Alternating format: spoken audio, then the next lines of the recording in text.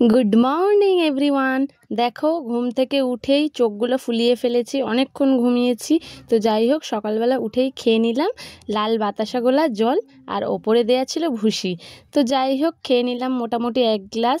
এই 1 গ্লাস খেলেই পেটটা ভর্তি। তো যাই হোক, তারপরে দেখো, আজকের মাছের মধ্যে মাছ আসেনি, কিন্তু আনা হয়েছিল কাঁকড়া। এতগুলো কাঁকড়া দেখো, আর কার কার কাঁকড়া প্রিয় আমাকে কিন্তু জানিও। আর আনা হয়েছিল অল্প কটা লোটে মাছ।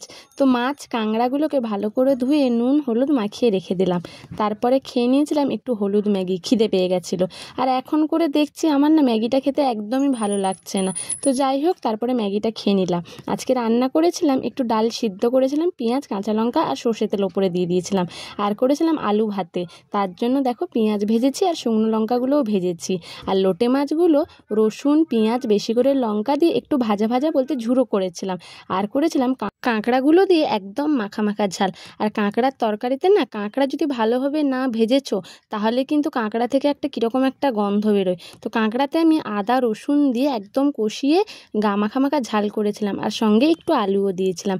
তারপরে সন্ধ্যাবেলায় খেয়ে নিয়েছিলাম এই দুটো কেক খেয়ে পেট তো ভরে না, আর মনও ভরে না।